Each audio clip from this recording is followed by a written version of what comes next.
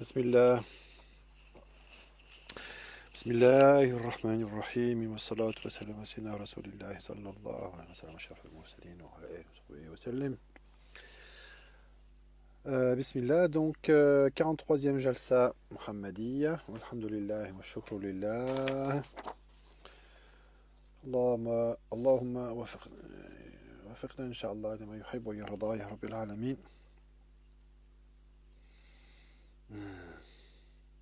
Question méthodique avant rattachement.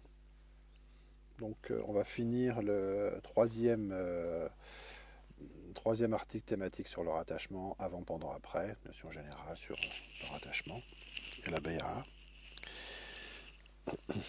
qui fait partie des 3 premiers articles thématiques des 10 qui figurent actuellement sur le porteur de savoir. Donc on va terminer par quelques petites questions comme ça, qu'on a regroupées sous le terme qu'est-ce que c'est, questions méthodiques diverses. Bon, il faut bien trouver un titre parfois aux choses. Voilà, bismillah. Marhaban jamia. On va voir aujourd'hui, on avait prévu 3 choses et puis j'en ai rajouté une 4e. Je pense que je devrais avoir le temps parce que c'est pas des choses très très longues. Donc, un exemple pratique de la prière sur le prophète sallallahu alayhi wa sallam avant le rattachement du cheikh Mohammed al-Kunti.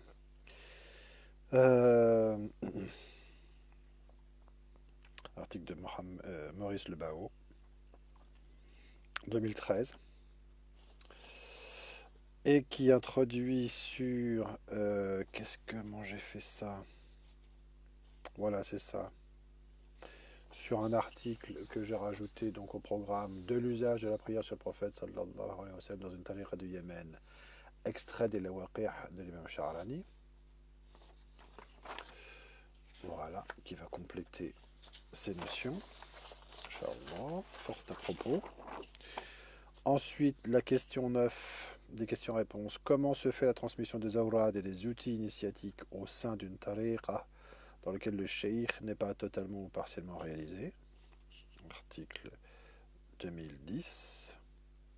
Une petite réponse assez simple qui n'étonnera personne.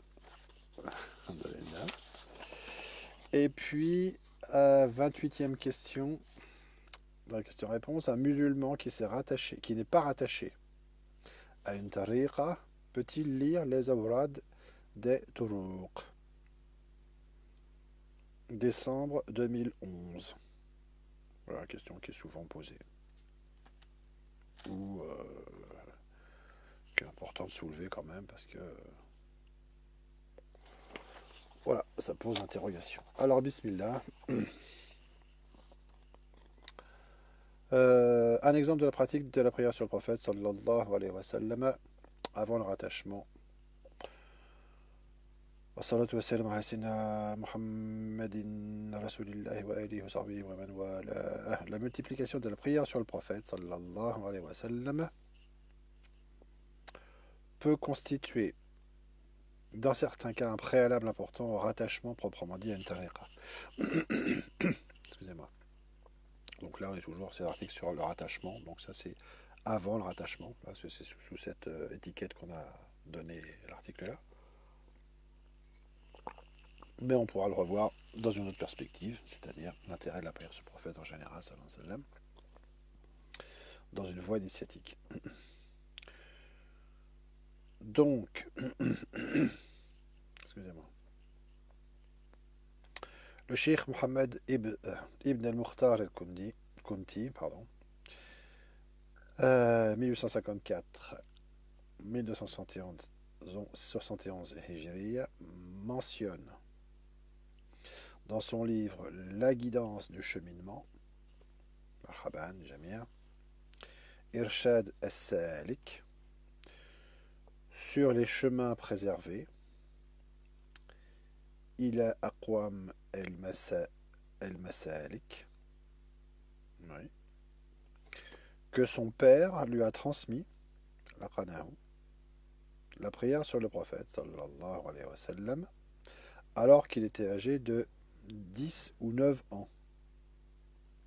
Première note, sans précision sur la formule employée, on notera ici que le père, correction, de l'auteur, le cheikh Mokhtar al-Kunti, grande figure de la Qadriya mauritanienne, est l'auteur d'un recueil de prières sur le prophète, sallallahu alayhi wa sallam, intitulé L'aspiration bénéfique, Nafhu Tayyib, composé sur l'ordre du prophète lui-même, sallallahu alayhi wa sallam, et qui est récité principalement en Afrique et dans le Maghreb. Son mausolée a été détruit fin 2012 par les troupes salafis, si on peut dire, du MUJAO. Je sais pas ce que c'est, mouvement de je sais pas quoi. Bon, on s'en fiche un petit peu parce que Hasbunallah, Madame Wakil. Bismillah, d'accord. Alors qu'il était âgé de 10 ou 9 ans, avant qu'il ne prenne le Wird Qadiri. Note. Cette expression désigne dans ce cas leur attachement formel à la tariqa qadiriya, d'accord, à laquelle il s'astreint, ja'ala malzumahu, à raison de 12 000 prières par jour et par nuit, ce qui fait 24 000 par jour au total. Il dit à ce propos, j'ai obtenu des sortes d'ouvertures, futuh, et de secrets, asrar, que je ne me permets pas d'expliquer.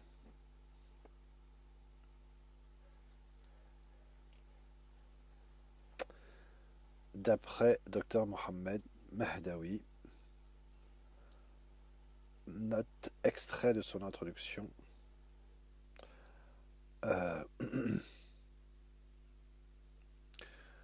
À l'édition du bouclier de l'aspirant, Junnatul Murid Doun El Marid, du Cheikh Mohamed ibn Mokhtar al-Kunti, Rabita Mohammedia, etc. Bon. Et comme le précisait Mohamed Lebao dans son introduction,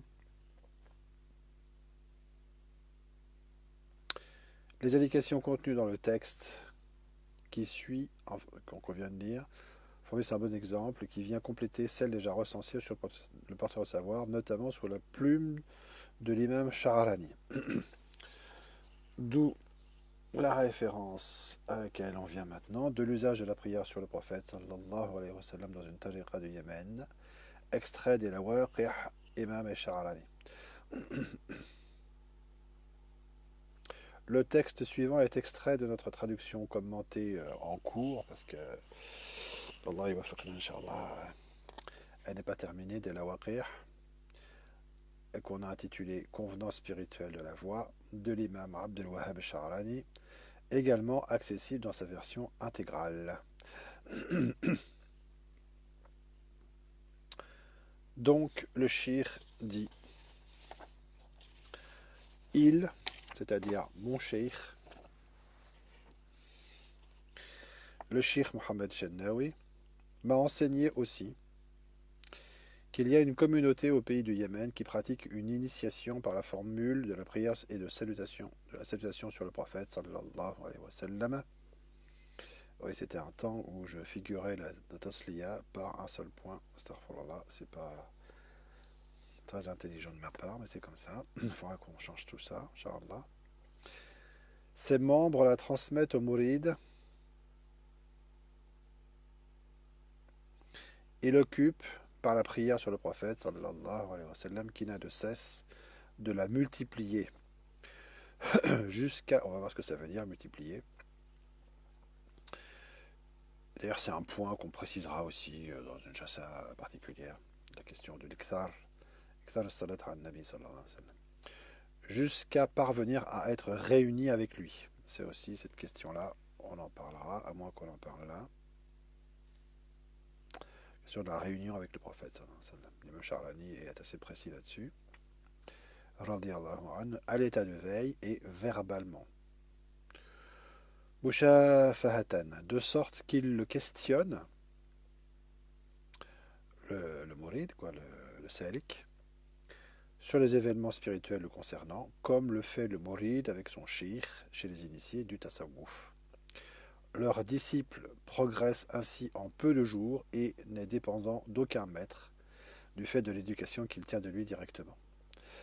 On a vu dans les jalsa précédentes différentes des classifications suivant différents modes d'enseignement spirituel.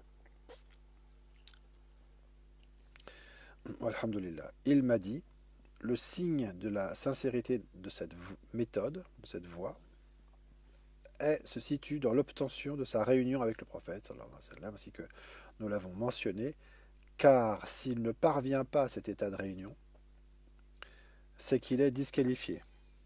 Battal. Quand on voit ce dont il s'agit.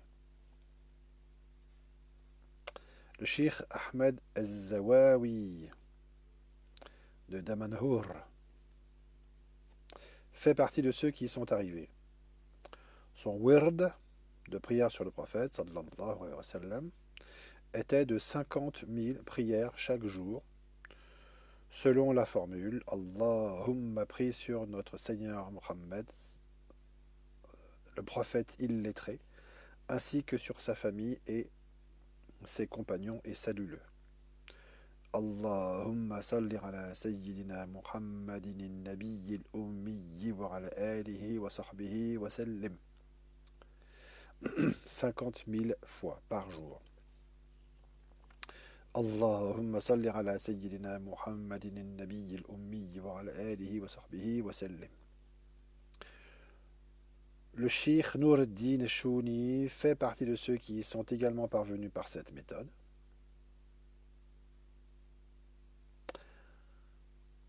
Fondateur du cercle consacré à la prière sur le prophète, sallallahu alayhi wa sallam, à la mosquée d'Al-Azhar.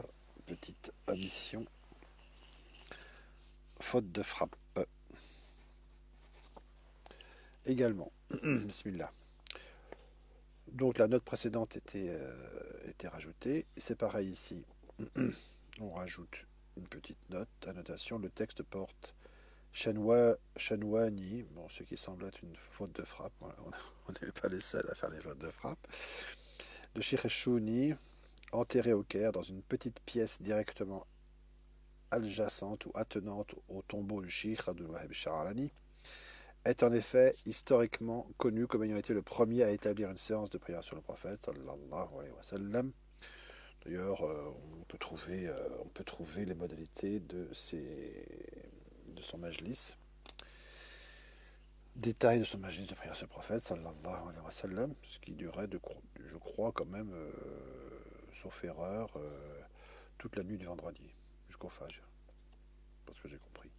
Sha'rani en parle comme de son cheikh. Cette méthode a été progressivement diffusée à partir de là en Égypte, puis dans le reste du monde islamique.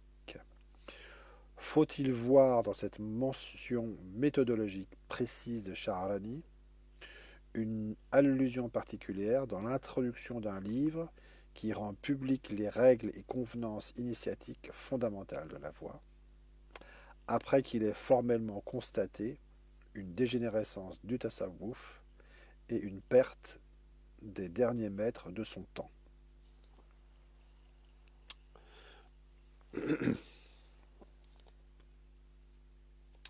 La question se pose.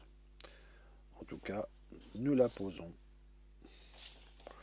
De même, le Cheikh Mohammed ibn Daoud Manzalawi et le Cheikh Mohammed al-Adr Tanaji, le Cheikh Jalaluddin Suyuti et un groupe que nous avons mentionné dans l'introduction du livre, Al-Uhud al-Muhammadiyya, les pactes mohammediens, qui faisaient, les chouyurs, partie des anciens prédécesseurs et des successeurs, qu'Allah soit satisfait de tous. Le Cheikh reprend, je l'ai moi-même prise, bifadlillah, grâce à Allah, je pense, auprès du Cheikh Nuruddin al-Shanwawi, ou Chouni, qui a dit, la nourriture licite en est une des conditions requises de ce wird. dans cette méthode, ainsi que d'éviter de s'occuper d'autre chose que la prière sur le prophète, sallallahu alayhi wa sallam, qui ne soit permise par la loi extérieure. Walhamdulillahi Rabbil Alamin. Note, commentaire, on voit ici l'importance de se nourrir de manière licite, prescription bien souvent prise à la légère par un certain intellectualisme exacerbé chez des esprits ignorants et simplistes. Le shir revient plus loin d'ailleurs sur cet aspect, notamment pour préciser les limites qui sont à apporter à certaines des affirmations de ceux qui prétendent avoir accédé à ce stade élevé de réalisation, c'est-à-dire combien de maqamat pour accéder à celui de voir le prophète sallallahu alayhi wa sallam et de se comporter avec lui comme il est décrit. Bien, alhamdulillah. Ensuite, il reste deux petites questions.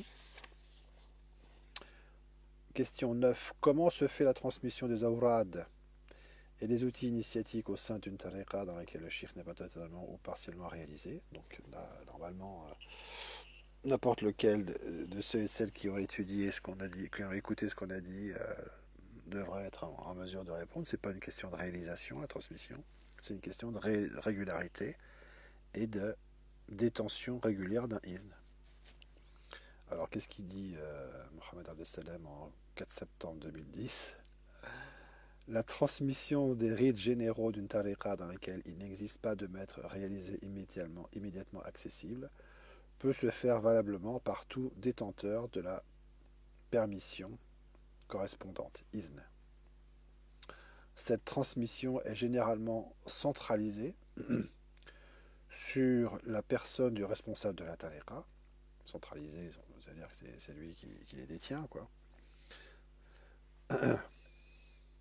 Ce qui est le reflet de la situation normale d'une tariqa proposant une voie de réalisation effective, c'est-à-dire de suluk,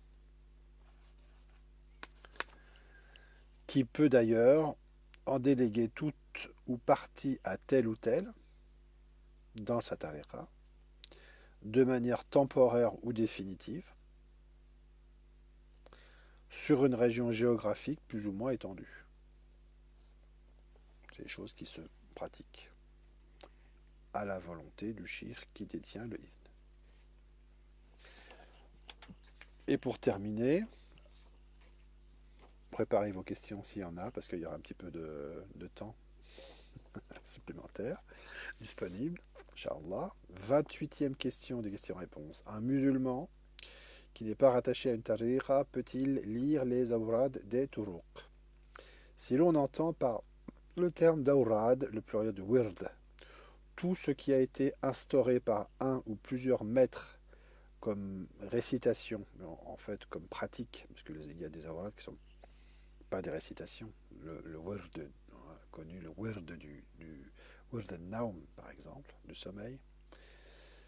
On a déjà parlé de ça.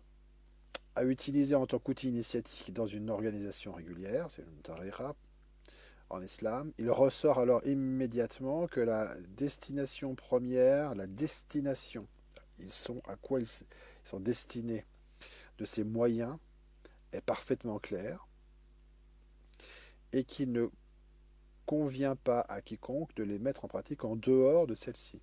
Ce sont des choses qui ont été faites dans un but bien précis, avec des qualifications précises. Il faut donc respecter, il est normal de respecter cette mise en œuvre par les chouyours.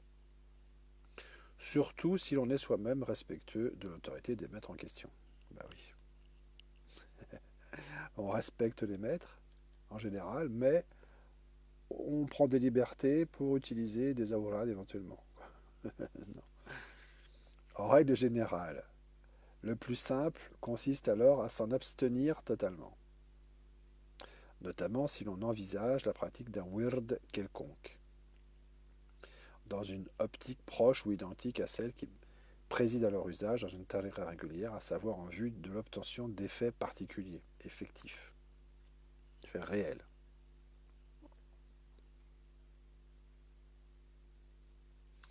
Quand quand on n'est pas rattaché à une tariqa,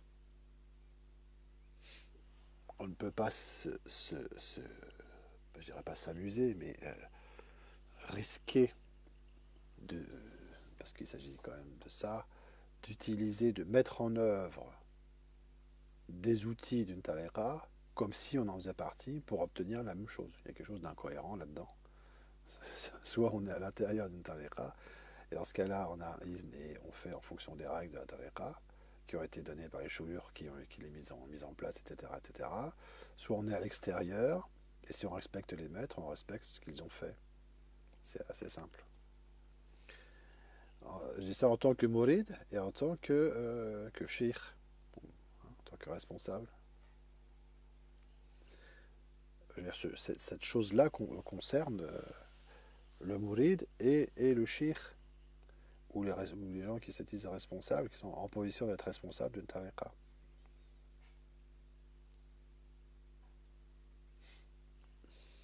Il existe par ailleurs, wallahu a'lam, bon, ensuite, encore une fois, chacun est responsable de ce qu'il fait. En règle générale, le plus simple consiste alors à s'en abstenir totalement, notamment si on envisage la pratique d'un wird quelconque, dans une optique proche ou identique à celle qui préside à leur usage dans une tariqa particulière, à savoir en vue de l'obtention d'effets particuliers.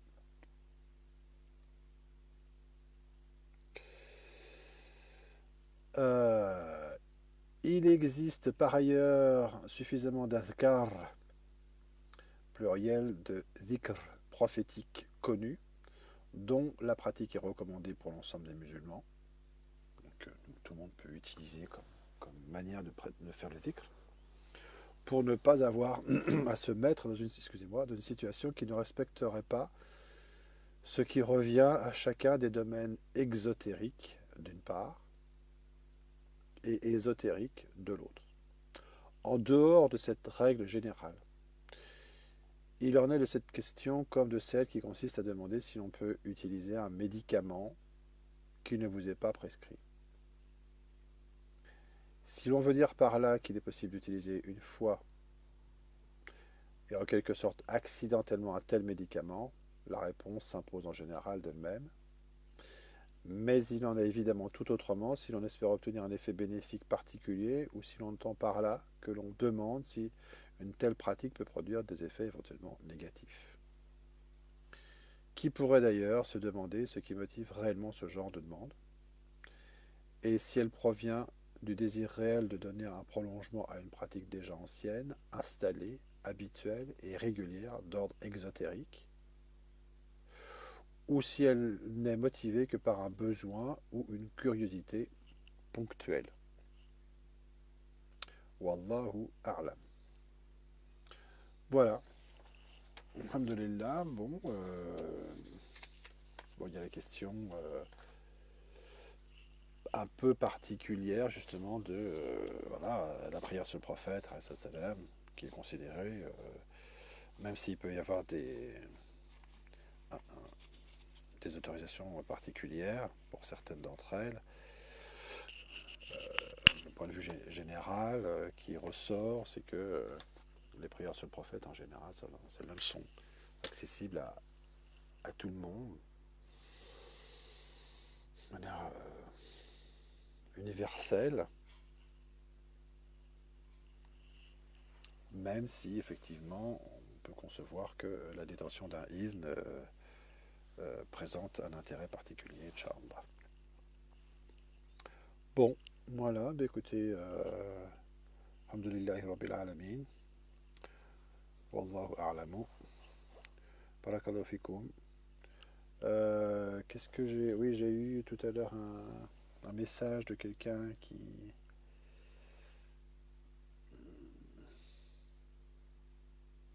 J'en reparlerai plus précisément, Inch'Allah, une autre fois, parce que j'ai pas tout en mémoire, mais en tout cas par rapport à la manière de voir la présence à la Jalsa Mohammediya, des choses comme ça. Ce que je voulais dire quand même rapidement, c'est que alhamdulillah, c'est nous qui sommes honorés de pouvoir être utiles et qu'il y a toute liberté pour y assister ou pas, bien sûr, et sans protocole et sans aucune condition d'aucune sorte. Alhamdulillah Rabbil Alamin. Fikum barakallah. Qu'est-ce que c'est qu'un quoi? Qu'un idn? Voilà, et bien vous avez la réponse. Idn.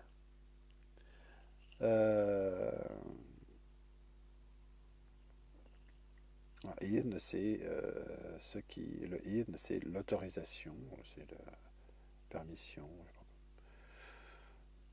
de faire quelque chose. C'est le support, un support, une manière de concevoir l'actualisation d'un support de baraka dans une pratique, en l'occurrence de tariqa. Wallahu a'lam, wassalamu alaikum wa rahmatullah wa barakatuh.